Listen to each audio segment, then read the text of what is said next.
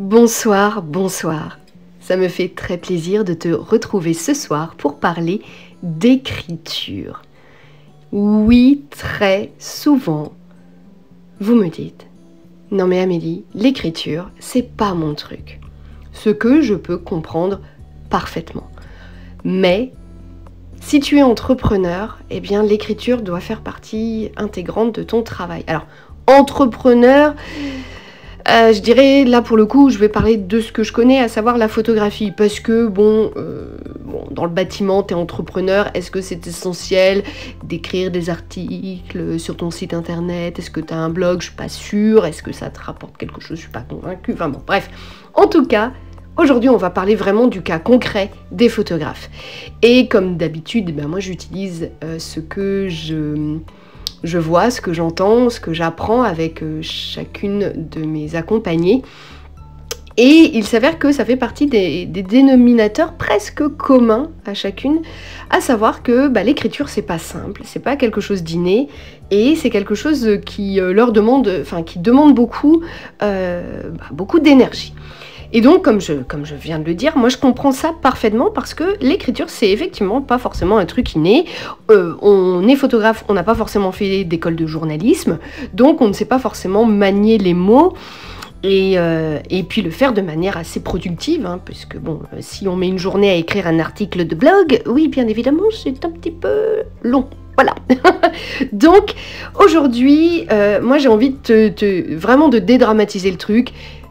L'écriture, c'est pas ton truc? Rassure-toi, tu n'es pas la seule, tu n'es pas le seul. Et oui, beaucoup d'entre nous ont ça en commun. Donc, comment y remédier? Alors déjà, quelque chose, moi j'ai envie de te donner des trucs et astuces, maintenant t'en fais ce que tu veux, mais un truc qui fonctionne, un truc qui va fonctionner, c'est de faire un entraînement. Un entraînement comme n'importe quel sportif qui veut performer dans sa discipline. Eh bien, tu veux performer dans une discipline, tu dois t'entraîner. Eh bien, ça va être pareil pour l'écriture.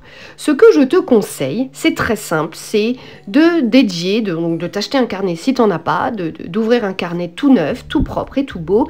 Et puis, chaque soir, alors peut-être aussi chaque matin, pourquoi pas. Alors, on peut le faire, oui, on va faire les deux. Allez, soyons fous. Alors l'un ou l'autre, ou tu fais les deux, pourquoi pas. Donc le matin, tu te mets tous les objectifs que tu veux de ta journée, mais tu l'écris. Tu fais pas un listing, tu écris, tu fais des phrases.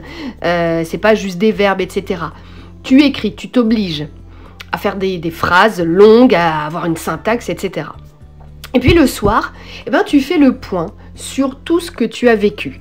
Le point sur tes émotions, comment tu as perçu cette journée, qu'est-ce que tu as fait, etc. En t'obligeant ainsi à écrire chaque jour, déjà, tu vas trouver des tournures de phrases qui te correspondent plus, etc. C'est un petit exercice du quotidien, ça on peut le faire, même si on n'est pas photographe, tout le monde peut faire ça. Je pense que ça, c'est un exercice qui peut vraiment, vraiment, vraiment vous aider. J'en suis même sûre, en fait. Donc, teste ça, et puis on en reparlera dans quelques temps. Maintenant, tu le sais, pour qu'une habitude devienne une habitude, il faut que tu la fasses et la refasses, et que tu t'obliges au début à le faire. Ça peut être un peu fastidieux, mais c'est pas mal. Autre chose, j'ai sur mon bureau, en même temps que je te parle, j'ai sur mon bureau un petit bouquin, qui est très très beau d'ailleurs, qui est un journal à compléter. C'est-à-dire que c'est un journal avec les dates, là je vois 30 mars, etc. Et donc tu dois compléter, c'est-à-dire que chaque jour on te pose une question, alors là par exemple j'ai donc le 31 mars, alors pourquoi le 31 mars? J'aurais pu prendre la date de sortie de cette vidéo, mais ça s'est ouvert au 31 mars. Pendant une semaine, je plante toutes les graines des fruits et légumes que je mange. J'écris ici ce que j'ai planté. Voilà. On écrit sur tout et n'importe quoi. Je t'en fais une autre. 30 juillet. Toute cette journée, je décide de dire oui à chaque opportunité. Je note ici tout ce que... Je note ici tout ce à quoi j'ai dit oui. Voilà, par exemple. Et puis un dernier, 13 septembre, je choisis un chiffre, 2 points, donc tu notes le chiffre. C'est le nombre de bisous que je devrais distribuer aujourd'hui. Qui sont les heureux élus des bisous du jour? Alors tu vois, c'est un petit peu tout. C'est un journal en fait avec que des choses très positives. Pourquoi je te parle de ça? Parce que ça peut être un bon exercice aussi d'écriture. Ça t'oblige à écrire sur tout et n'importe quoi. On a pu le remarquer, on écrit sur tout et n'importe quoi. D'ailleurs, ce bouquin, je l'ai depuis l'année 2018. J'ai commencé à remplir une belle partie et puis j'ai arrêté. J'ai arrêté parce que voilà, il y a des fois, ça me parle pas du tout, quoi. Enfin, il y a des trucs... ça me parle pas du tout, quoi. Quelle est la dernière fois que j'ai croisé une amie par hasard dans la rue? Moi, si, ça peut me parler, par contre. J'avoue que celle-ci, ça peut me parler. Mais celle dont je vous ai parlé avant, pas trop. Bon, bref. Si ça t'intéresse d'en savoir davantage sur ce truc, c'est le journal à compléter de Laetitia Birbes, ou Birbe, mais comme elle est du Sud, c'est peut-être Birbes qu'on dit, et aux éditions Marabout. Je te mettrai les infos dans la description de ce podcast. Donc tu vois, l'idée c'est ça, c'est de trouver des petites astuces pour écrire tout le temps. Pour, voilà, écrire sur son quotidien. Si un carnet ça te dérange, si l'action d'écrire avec à la mano comme ça, avec le crayon, ça t'embête, eh ben tu fais sur ton téléphone, hein, dans Notes, et puis tu écris comme ça. Ça marche aussi. Et puis une autre astuce, alors là elle est vraiment... Moi, j'aime bien donner des astuces étranges. Je l'ai donné il y a quelques temps à ma petite sauterelle. Ingrid, si tu passes par là, fais-nous un coucou. En fait, voilà. J'ai eu une révélation. Elle me disait, c'est compliqué, les articles, les machins, ça m'embête, etc. Je lui dis, mais écoute, t'arrives très bien à m'expliquer à l'oral ce que tu veux me dire. Bah, tu sais quoi? Tu prends ton téléphone, tu le mets en mode dictaphone, ou tu mets en mode... ouais, enfin, tu vas le dicter. Tu vas dicter tes messages et tu vas écrire ton article de cette manière-là.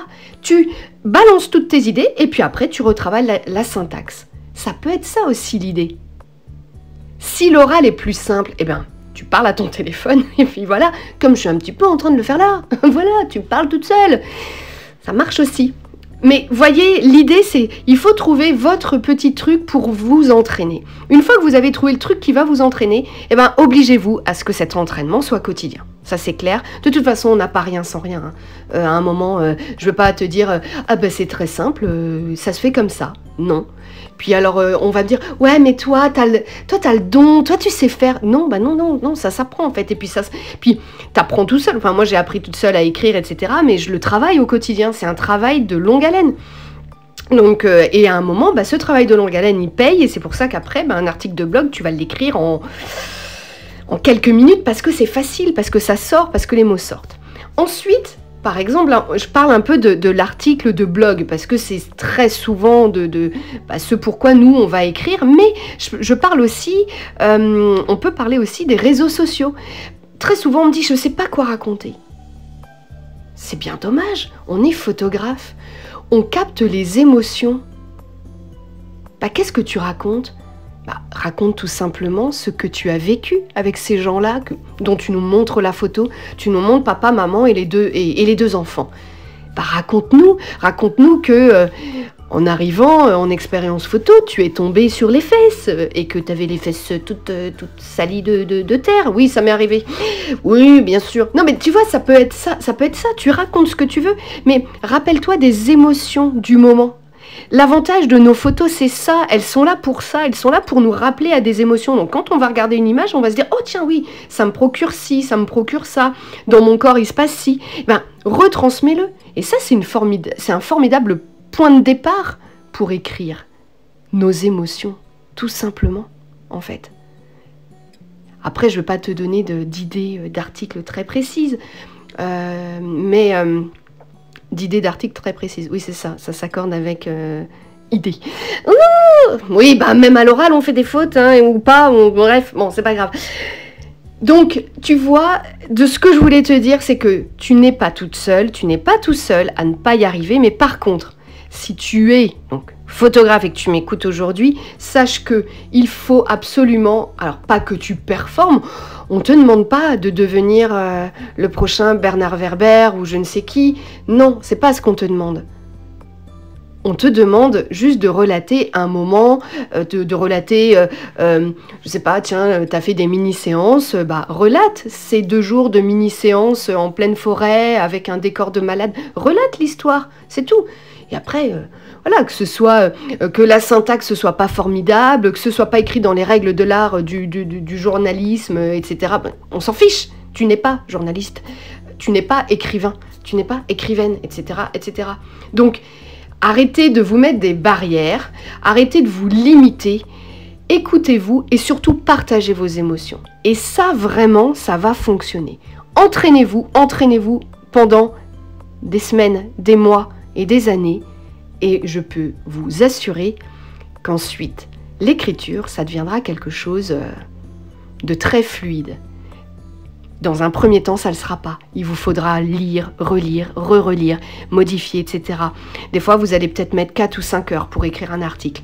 Et puis, dans 1 an, parce que vous vous serez entraîné, tel un sportif, eh bien, ce même article, ou un équivalent, vous allez mettre à peine 1 heure pour l'écrire, et mettre en forme d'ailleurs, avec les photos, etc., à peine 1 heure pour faire tout ça. Et là, tu vas dire, purée, ouais, ça a payé. Et vraiment, ne minimisez pas l'impact de vos écrits sur votre site internet. Non seulement pour nos amis, les moteurs de recherche, mais tout simplement parce que, voilà, c'est ce qui compte, c'est les gens à qui on s'adresse. Et bien, les gens qui vous lisent, ils vont vous découvrir à travers de tout ça, et c'est ça aussi qui va faire qu'ils vont avoir envie de venir vers vous parce qu'ils sont habitués à vous lire, à lire ce que vous écrivez sur les réseaux sociaux, etc. Et ils se disent, c'est cette personne-là que je veux pour un jour vivre une expérience photo exceptionnelle, une séance photo exceptionnelle. Voilà ce que j'avais envie de te dire. Je pense qu'il est temps de s'arrêter et bien sûr de vous souhaiter une très belle soirée, journée, as you want. Prenez bien soin de vous et puis on se retrouve très bientôt pour de nouvelles aventures en vidéo ou en podcast, bien évidemment. À bientôt!